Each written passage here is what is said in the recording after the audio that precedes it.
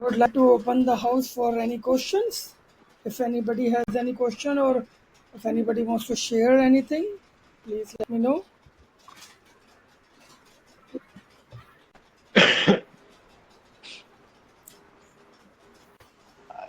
For me, Yes. how to tackle kids from age of 5 to 15. Sometimes it becomes very hard. How to tackle kids from the age of 5 to 15? It becomes very hard. Okay. Who else Yeah, have this problem? yeah. This is a very good question. Actually, I would like to answer it, but I just want to know that who else have this kind of question in their mind also. Huh? This is a very common uh, issue which comes to me again and again, especially for mothers who have like two, three kids. I know one of my students from Ireland. She is amazing with full of energy, and her kids are also like her. She got three kids, so that I can answer it peacefully.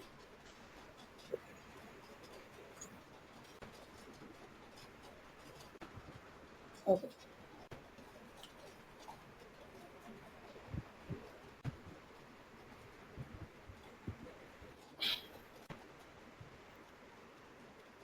So, how to handle kids who are young, like 5 years old to 10 years old, and 10 years old to 15 years old, or 16 years old, actually.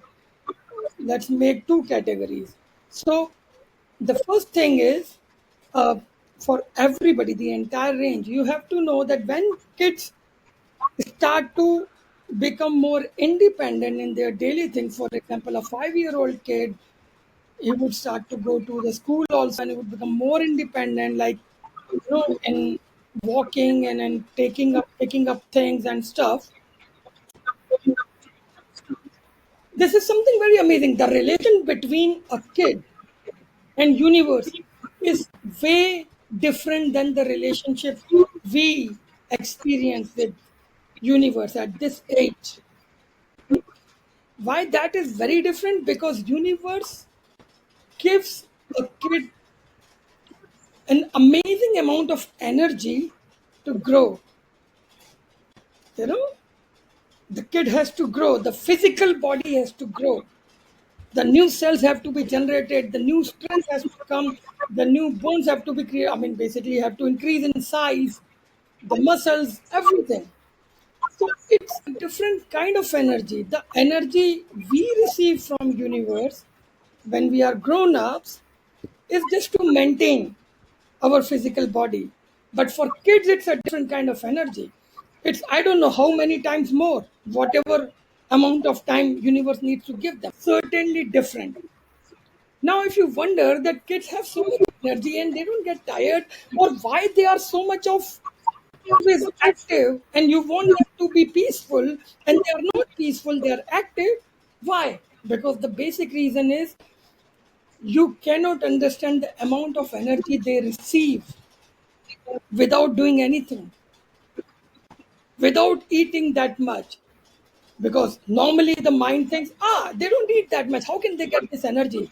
No, that proves again, as in our training we understand, energy, there are two kind of energy. One is prana energy, another one is divine energy. And divine energy is bigger with unlimited resource. Prana energy is dependent on the physical resources we get from the physical world, but divine energy does not depend on any of the physical resources. And kids receive that divine energy a lot because they need to grow in their physical body. They need more prana energy, they may need more divine energy, they get it automatically. That's a beautiful system of life, of universe. And another thing is that the universe gives them a kind of energy which enhance the capacity of their prana energy processing, maybe 10 times than us.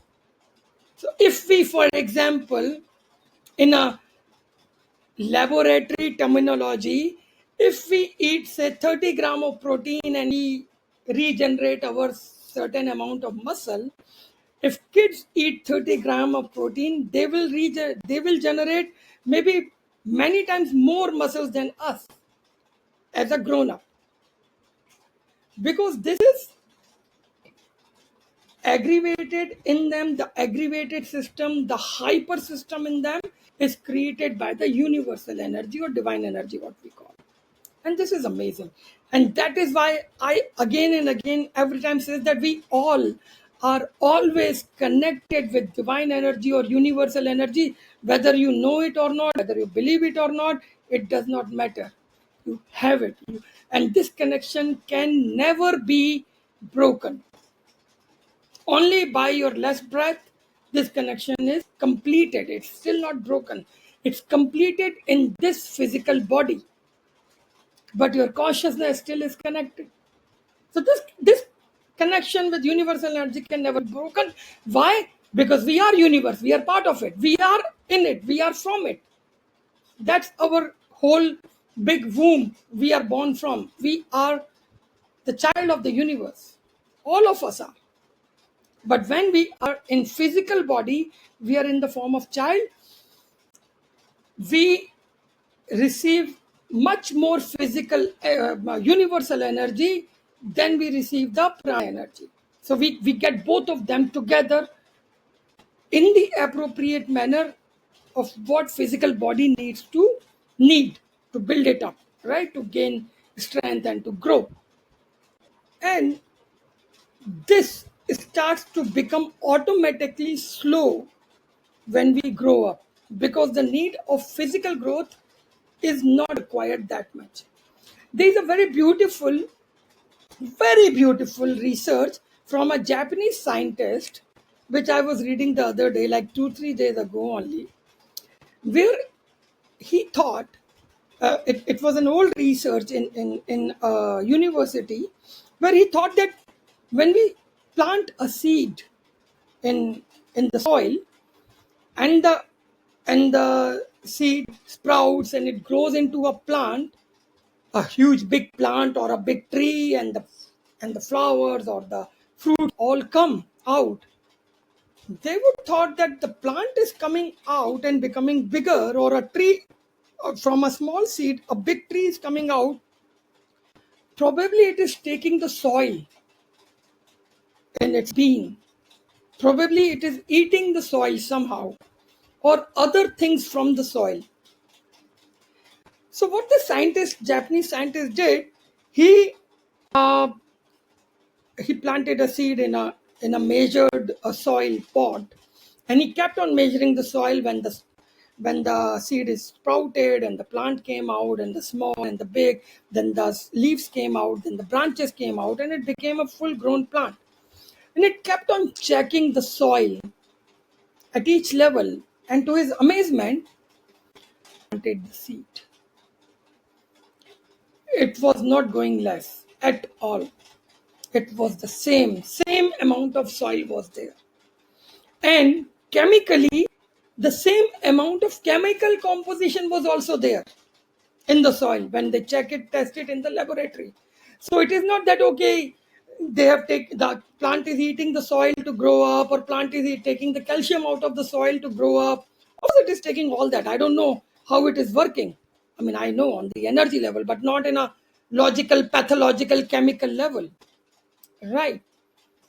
But he found out to his amazement that the soil is same, the soil structure is same, and the plant is growing. So from where the body of the plant is coming,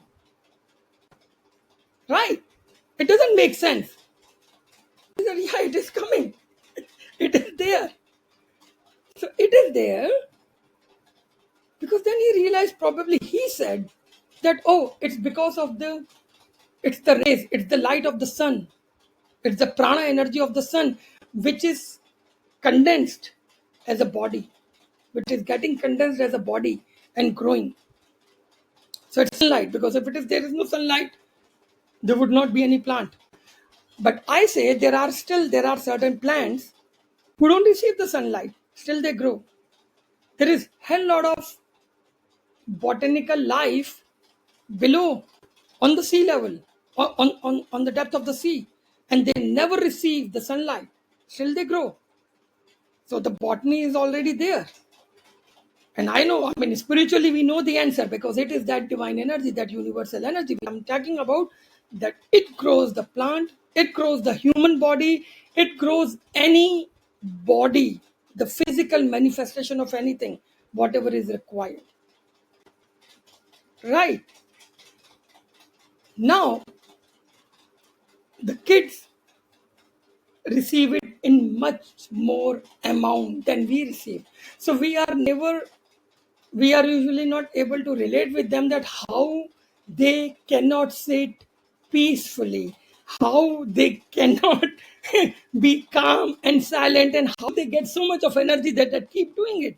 Like a small child, like an infant on the bed keeps moving his hands and legs all the time, legs up in the air. You keep your legs up in the air for 5 minutes, you cannot keep it, right? But infant keeps its leg up in the air all the time, 24 hours. So much energy. All that is universal energy. Now, to deal with kids, you cannot just deal with your mind. You cannot deal with your prana energy. You have to understand their connection with the universe. And that will make you the right eligible to actually deal with kids. So it is actually a very important understanding for especially for teachers or for parents who deal with kids, that you need to know. And we know that here Brittany is here and Faith is here, both are amazing teachers. It's a relevant subject for you, and that is why I'm making it more comprehensive than the question was. The universe gave them amazing energy, and you cannot catch that amount of energy. So you need to know that whatever energy you are feeling, probably they're feeling 10 times more than that. So you don't deal with the same as the amount of energy you have. They have 10 times more energy than you. How will you deal with them? You will not try to suppress them because you know that the universal energy cannot be suppressed. So what you should do, you have to direct them. You have to direct them so that the energy can be utilized. If you want them to be calm, you cannot tell them to be calm by just blocking their energy flow, whatever way it is. If it is coming in running around, or if it is coming in shouting, or if it is coming in breaking some stuff, or if it is coming in any way, you cannot stop it by blocking it. You can always channelize it and direct it into something creative. For example, if kid is very destructive and wants to break things, take him into the garden and tell him to dig and plant trees and plants, so that he has to dig, he has to destruct something, but that destruction can be constructive, to plant a tree or plant a seed, right, or something. If a kid want to run, you give him the game that all right, take 10 rounds of the house. After 10 rounds or 20 rounds, if you think he is already tired, he would sit himself. You don't need to ask him to sit. But you have to tell him whatever he is doing or whatever his energy wants to do that time. If he wants to run, give him the task of running. If he wants to dig, give him the task of digging. If he wants to do anything, give him the task of that energy usage. If you are able to do that, you would see that kid's energy is being utilized in that thing in a much beautiful manner. And once it has utilized its energy, he would sit silent automatically, or he would do something which is less aggressive energy, which is more creative, which is more calm, which is more silent. Now, what did you guys get it? Now, this is one point. It is very important to understand their energy and to learn to channelize their energy and to think more creative ideas to channelize their energy, which will not suppress them but give them a creative direction, which will help them grow also. For example, if you're asking a kid to go out in the garden and dig to plant a seed and give them seed, and ask them to plant and take care of the plant. You are making them connected with the nature. You are developing a sense of caring in them. You are developing a sense of nurturing in them, because they will be nurturing a plant, a tree. That is amazing. That's a real life teaching. Sadly, I say sadly, in any education system around the world, we really don't care of teaching kids life or how to be a good human, a real human. That responsibility lies on you. Education system will not do that much, which you can do as a parent or as a guardian or maybe as a teacher, because you are more aware, you are cautious. So let your teaching be a cautious teaching. Let your parenting be a cautious parent. Your guardianship be a cautious guardianship. Let your mentorship be a cautious mentorship. Because that is going to help the kids who are going to be our future in this world. Right? Now, when you are able to guide their energy to something creative, you are not only handling them, which is a very short term or a shallow reason, but you are doing giving them something deep. You are making them real human. You are helping them growing themselves, and you are trying for helping to nurture their soul. And when that is happening, slowly as they grow up, they would know how to use their own energy or the extra energy they receive from universe creatively and not destructively. And this is huge. But what I normally see nowadays, because parents are becoming more absentee parents, teachers are becoming more kind of a system oriented teacher, like okay, whatever is required for them to be done according to the system or the management or the SOP, they just want to tick mark it. What is happening is that we are trying to deviate kids attention into something very silly, and the most silly thing is give them an iPad, ask them to watch cartoon, or ask them to play games. What's happening with that? Of course their mind is developing, their mind is becoming very sharp, but their heart is depleting. The heart is going low. For kid, you have to understand, when a kid grow up, the mind will anyway be developed because of the education, because of the system, because of the entire rules and regulations we live in, like how to follow traffic rules, how to follow tax rules, how to follow school rules, how to follow bus rules, how to follow eating rules, etiquettes, manners. What is this actually? All of these etiquettes, manners, rules are mental exercises, mental conditionings, mental development. They have nothing to do with heart. So the entire bringing up in over all the years, and think about yourself also. It was only about mind. Develop this skill, develop that skill, study this subject, study that subject, know about this, know about that. Even nowadays, I see parents send their kids to these classes like music or something which is more creative and heartful things. They treat it like it's a mind thing, because they want everybody to become an achiever in that. They're giving a sense of competition. They are giving a sense of what did you achieve out of it. Hello, heart doesn't need achievement. Heart needs the joy of doing it. Mind needs achievement. So the moment you talk about competition, the moment you talk about comparison, the moment you talk about achievements, it's all mind. The entire training system, education, everything is about mind.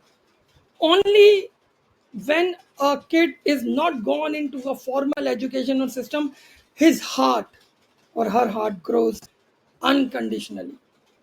And that is why kids are so pure, and we call them the form of divine, because of the purity, because heart is all there. But when we put them again into watching something on iPad or playing games, their mind would develop. They will become very sharp. They would know how to kill the enemy, and of course, we cannot play the video game that effectively. They can. They are amazing. They know how to dodge the cars and dodge the bullets and do this and do that. But what all is this essentially is mind development. And at this age, it is creating a disbalance.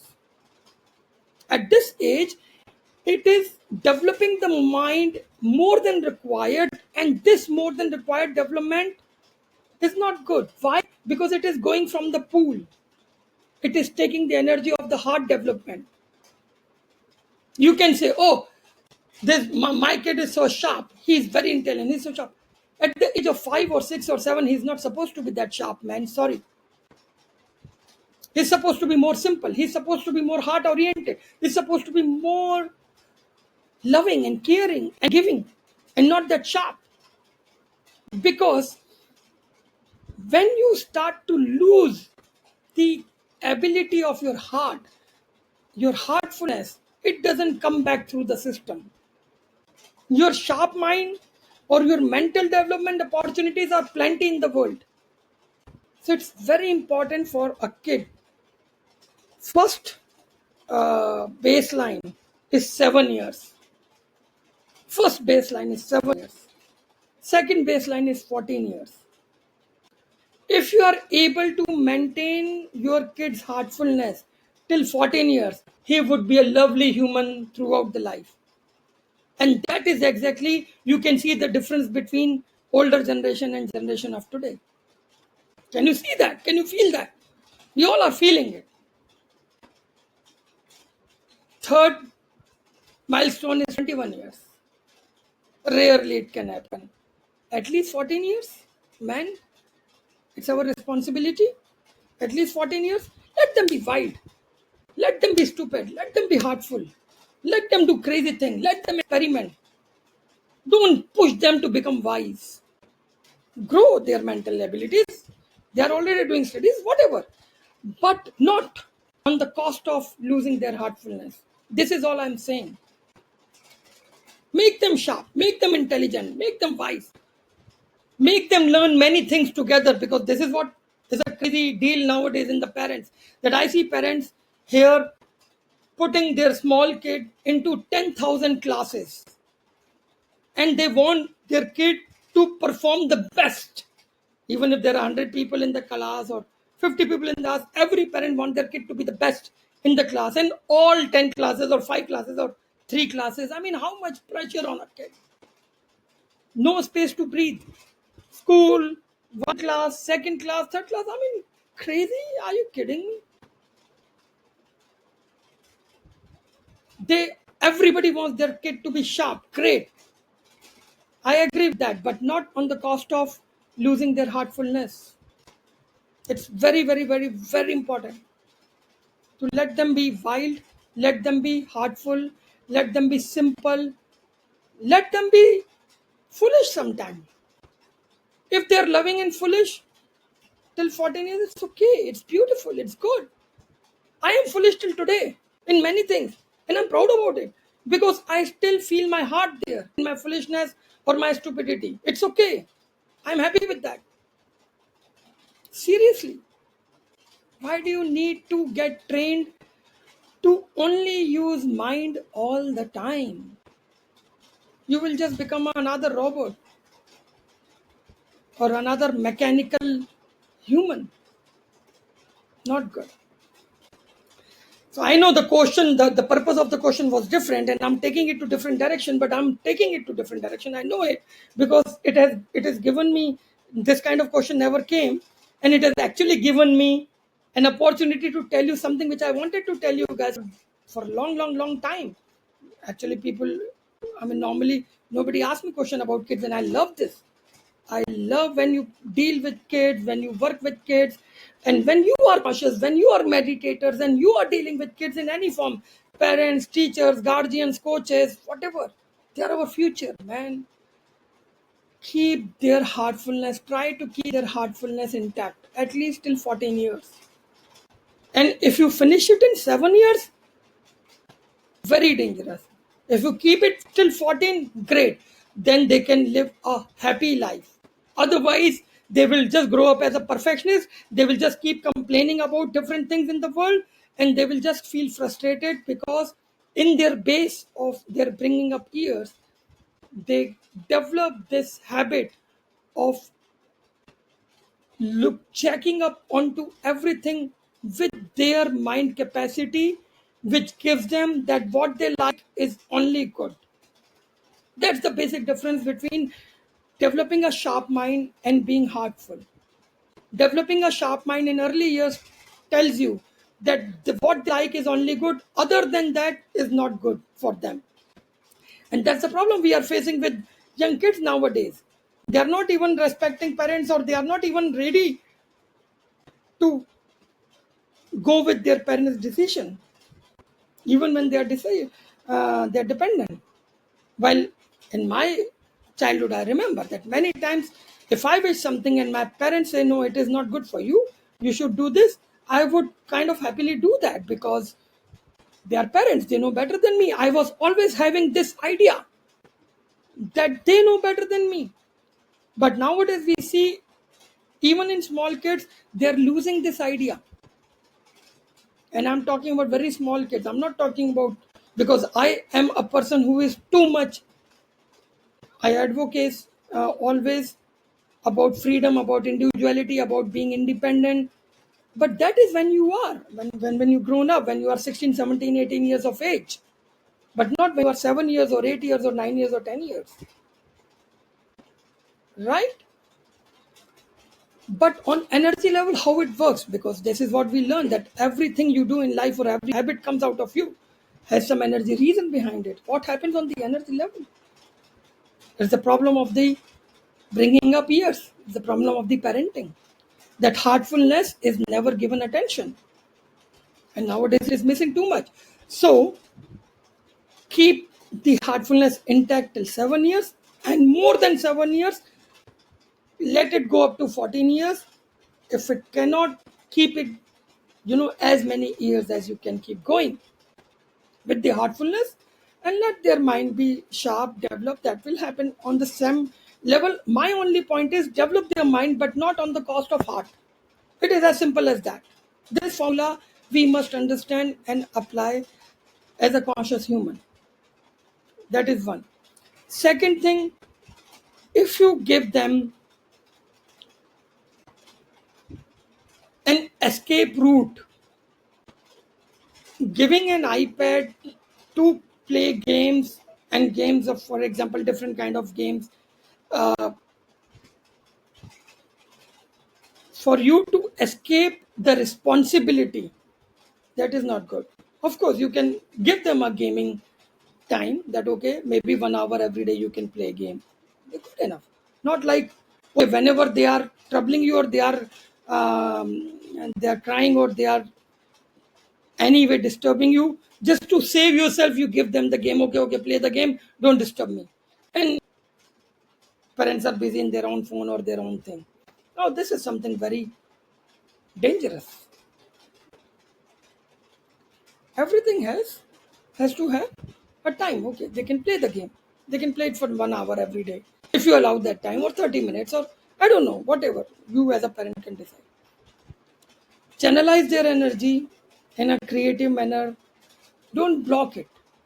It cannot be blocked. It's universal energy. It's bigger force than you have. You cannot block it. You have to learn to channelize it. You have to become more creative, and that is your opportunity to grow, because of the kid you need to deal with, whatever role you are playing. So it's your opportunity to grow. It's so beautiful. Universe is giving you the chance also to do that. So do that. But you cannot feel like, oh, I'll handle the kid without getting involved with them. Sorry. Kids, their energy is such that they will take your energy, they will take your time, they will take whatever. So you have to give them time. And you have to organize the thing, that when you give them time, in that time you organize their coming, for example, few hours, so that after that you can get your time yourself. But you have to be creatively organizing that in a very channelized manner, and not blocking manner at all. Okay. because it is not about dealing the kid to gain your peace, but dealing with the kid, if you must, to create a future of life, to create a future of universe. It's responsibility, right? Any question in this? Anybody wants to say anything? Yeah, I'm listening to what you're saying, and my great granddaughter came back from away for 3 weeks, phones for 15 minutes. Oh, She's 13, Margie, your voice and is not coming clear. life. It's echoing. Something is wrong there. Can you hear me now? Yes, much better. Clear. Okay, we'll try again. Yeah. Yeah, my granddaughter came back from being away for 3 weeks with a community group. Mm-hmm. And in those 3 weeks, they play all the time. They go to school, they have bonfires, they have dancing, but only their phones for 15 minutes a day. And she said it was the best time of her life. So I can hear that, she was out of her head and incredible. It was amazing. So the heart energy, I think we forget about in kids. We just assume it's there. But I can understand that when they get too much mental energy, too much mind, they get frustrated, because the imbalance. And I can see how that would make kids quite aggressive. Exactly. So yes, I'm going to get my kids to listen to what you've said today. I'm going to send it to all of them because I think that's really important. It's, you're putting it in a really practical way. And yes, I think it is very important. Yes, very good. So basically, that's a very nice thing because when kids get too much of mental orientation, depending on the facilities they have at their home, their school, and their kids, whatever, they still carry a soul. And soul is very fresh right now in the kids, right? Soul has come with a great enthusiasm in this body. As I always say, that soul choose the body, and soul has come into this body with great enthusiasm. It has its own dream of completing its own journey.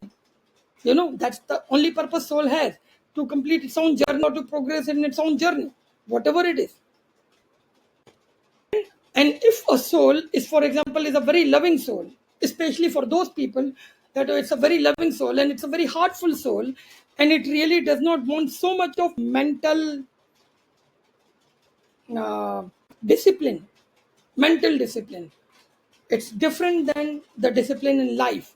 Mental discipline means developing a certain mental patterns to deal with certain situations in a certain manner.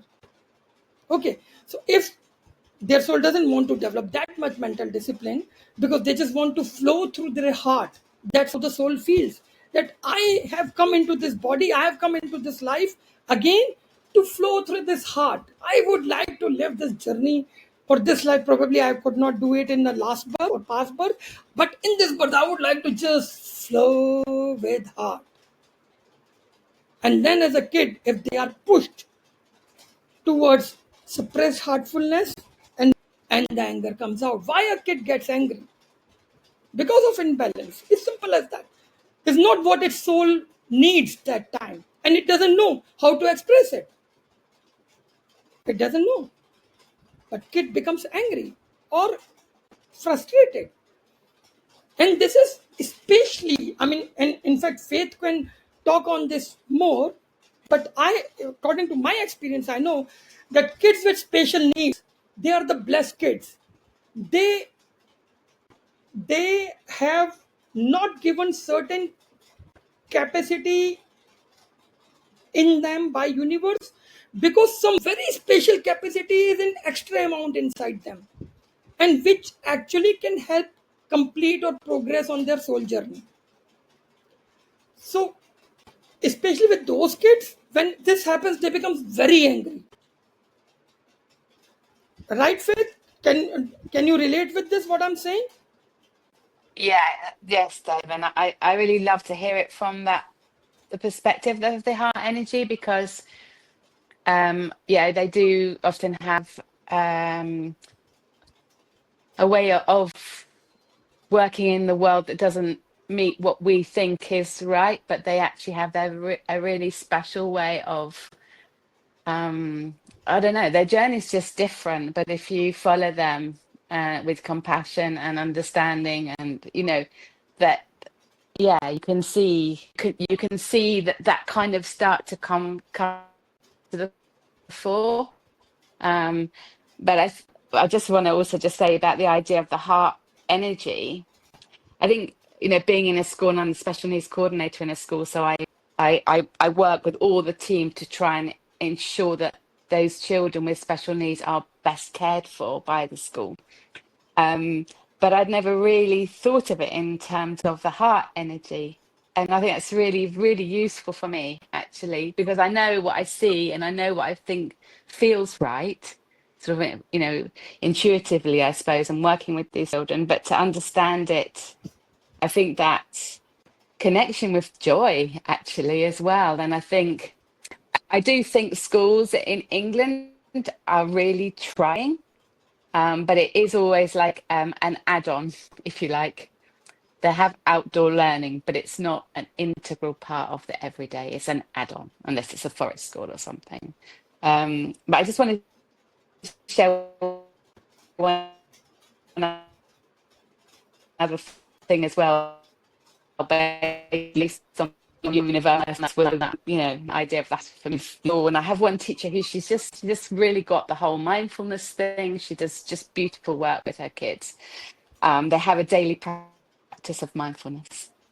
And it honestly, you walk to that class, you're just like, wow, this is just so fantastic. But I walked into school and I'd been at a meeting, so I was late into school.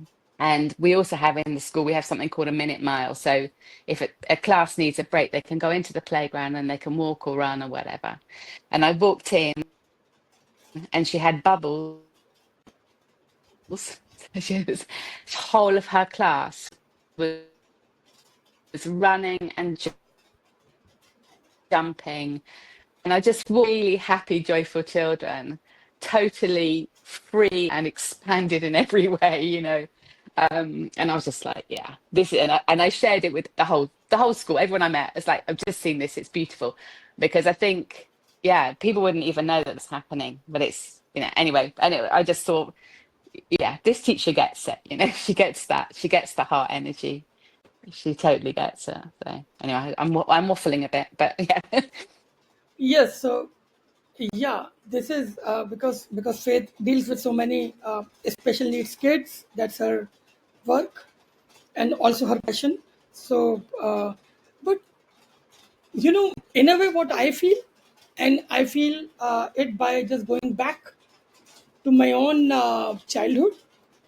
And it's so funny because Giselle is here, and I remember when Giselle came to do the training in Rishikesh, and in one of the class, I was just sharing some story about my own childhood, which was not very pleasant story. I mean, about my own thing, about my some of the, I don't know, I don't remember the story, but it was more about my weaker side story, and she came later after the class and told me, and I remember this. She said, "Thank you for opening up so much and showing so much of courage to share your stories and your weak stories in front of the class, because this makes your teaching more authentic in a way what you were teaching, because she could relate with it nicely." Right, Giselle? Do you remember that? Because I remembered it. It was some of my childhood story only. So do you remember which childhood story that was? Yeah. What is that? Can you tell me? No, I can't remember exactly how, which one it was, but I remember. It's so funny you were saying that, because yesterday I was having shower, and it's very interesting the Irish girl that she was saying, the Irish woman. Hello, I used to live in Ireland, and I love Ireland so much. And it's interesting because when we have a shower, when we're having a shower, we just turn off. We are not in our phones. We don't have any stimulation, and then we there are so many insights that we feel. And I was remember that you were saying that you liked yesterday. I just remember that that you like to drive in high speed because this make you feel like alive. This kind of things that you were saying to me resonates and somehow like came to my mind. Our attention, we need to bring attention, but definitely, Dev, our story, our journey needs to be appreciated not by the others, but by ourselves. I feel like there is a huge difference between myself and my parents, and I've had this experience to live abroad for 10 years. I'm from Brazil, and they never will understand my journey because I had other stimulations, other experience, and maybe they don't appreciate my steps in life, but our journey it's unique. Yes, absolutely. Thank you, Giselle, to remind me that also that I told you I love to drive fast. I've done many mess up with that Yeah. also, but this is what I am. I love it. I As I told you, it's one of I my understood. Yeah, I understood that. Like, be present. What you were doing. Be present. Be like have an attention. Yeah. yes, yes, yes. Thank you. So yeah, I know because of that I was. It's one of, as I said, that it's one of my foolishness, but it keeps my heart going. I like it. It keeps my heart pumping. I like it. You know, something. The only thing is that, as Giselle said very rightly, that your journey has to be appreciated by you in the end, and not by others. That much. And you can only choose what you appreciate. And probably something what you appreciate does not make any sense to anybody else. But that is it. That is why you got to appreciate it, because you like it somehow. And there is no right, no wrong. If you like it, and if you are cautious, and if you are not making any negative impact in the world, you are making a positive impact in the world. You are a positive person, and you appreciate your ways or whatever it is, because your experience is different than anybody else's experience. So that's a very, very, very right way to put at it, to put this.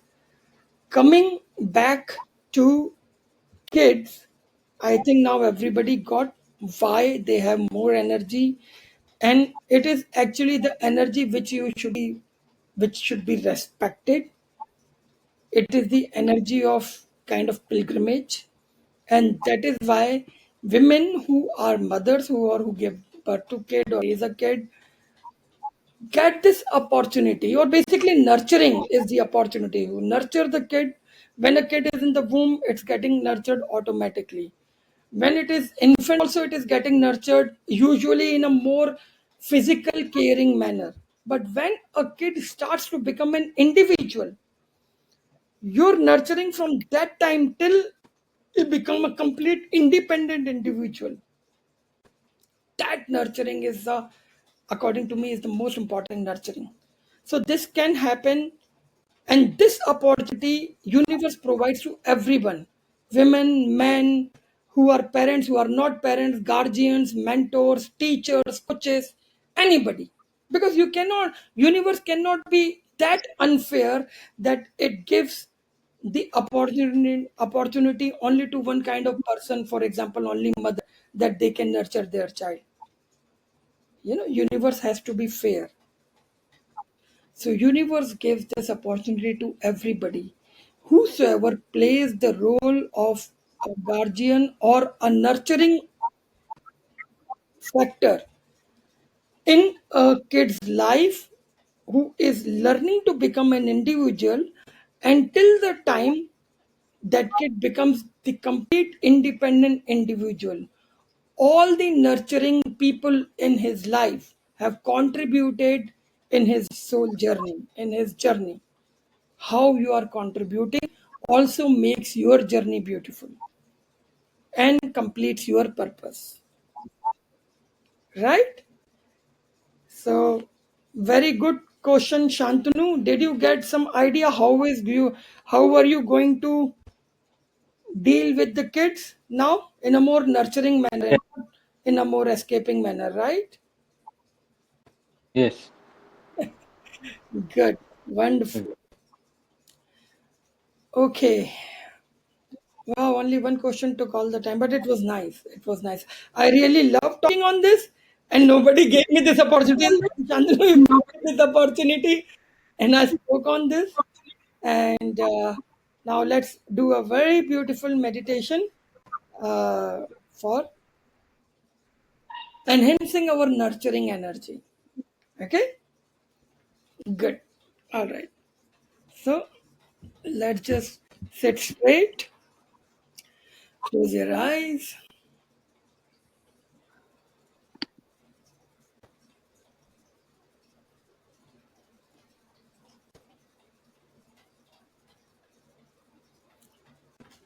Sit anywhere you want to sit in a very relaxed manner. Feel, make sure there is no burden, no stress in your body anywhere.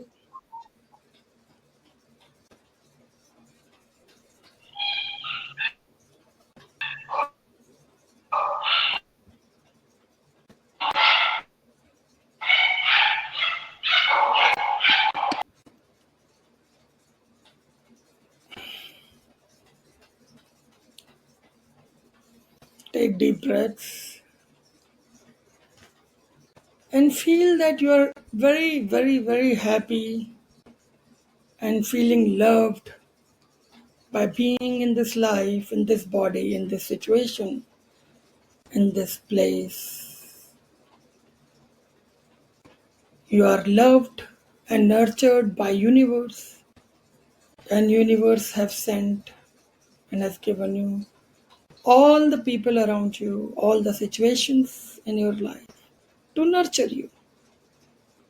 And you are today what you are because of all of them. Whether you like them or did not like them in any situation, bottom line is that all nurtured you. If today you have the capacity to feel love, to give love, to share love, to receive love, it's because of that nurturing.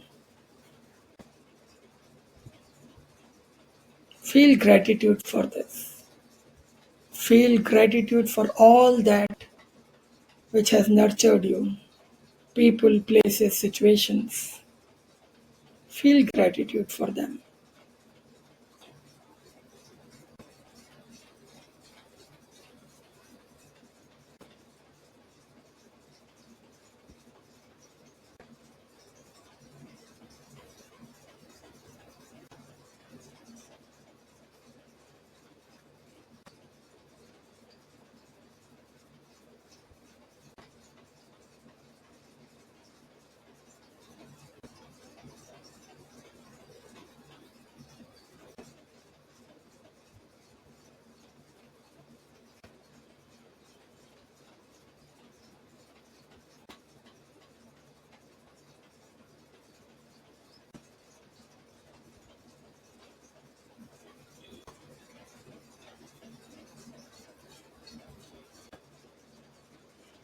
Now feel that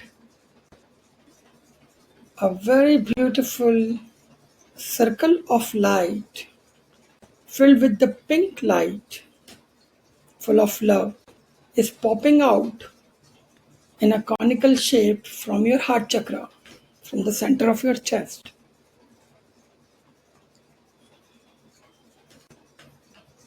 So a pink light stream is popping out and making a circle of light in front of your heart chakra, coming out of your heart chakra. And you feel blessed and empowered to have it. This is your own nurturing circle of light. Give this circle lots of love and light. This is made of your blessings and your nurturing abilities.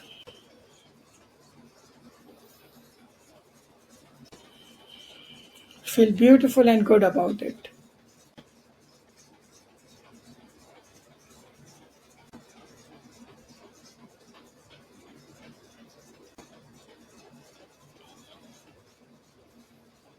And now, in this circle of light, visualize or see anybody or intend anybody to come in that light whom you want to nurture in any manner. They can be kids or grown ups or animals or birds or even the trees or plants or nature or the entire earth. Anything whom you want to nurture. Maybe yourself also. And see them or one person or more person in that circle of your nurturing light and feel that they are receiving this love and light, this beautiful energy, and they are getting nurtured.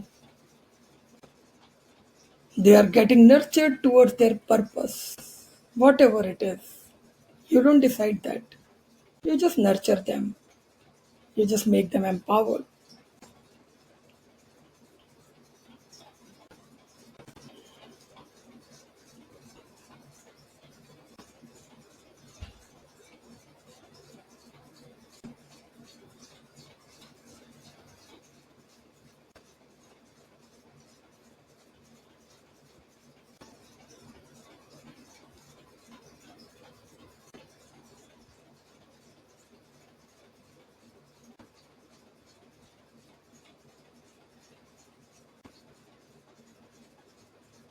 Keep seeing the people in that nurturing circle of light popping out of your heart chakra with pink light, and they're receiving your energy, your nurturing light, and you're feeling very satisfied and happy sharing that.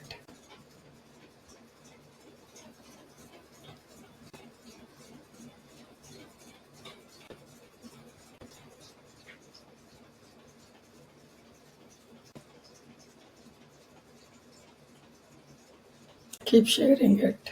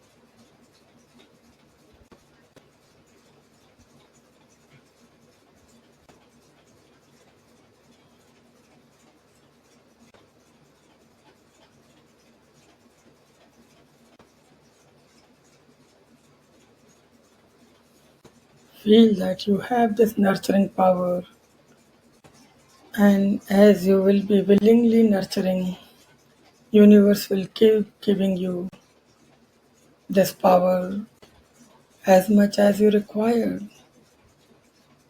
because universe loves nurturing, and you become the pure channel for that, to nurture other souls.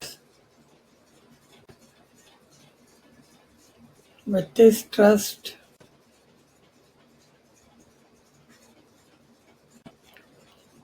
and see that all the people you are nurturing in your nurturing circle of light have received your energies and they are happy and satisfied and growing.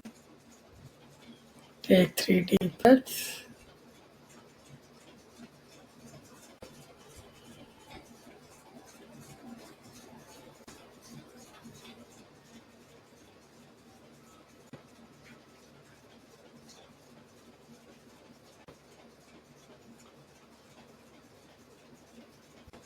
Slowly move your fingers and toes.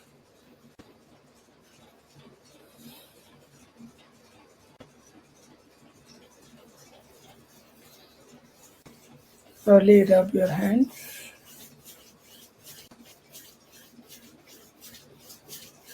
Place them on your eyes and gently open your eyes,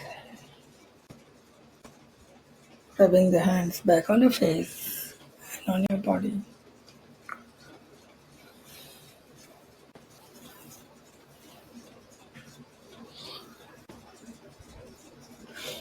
Come back with a smile. Namaste.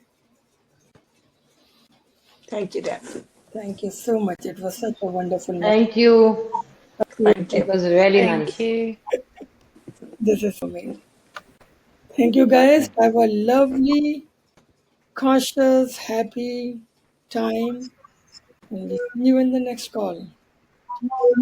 Hug. Bye bye. Okay. Thank you. Bye bye. Bye Bye, bye. everyone.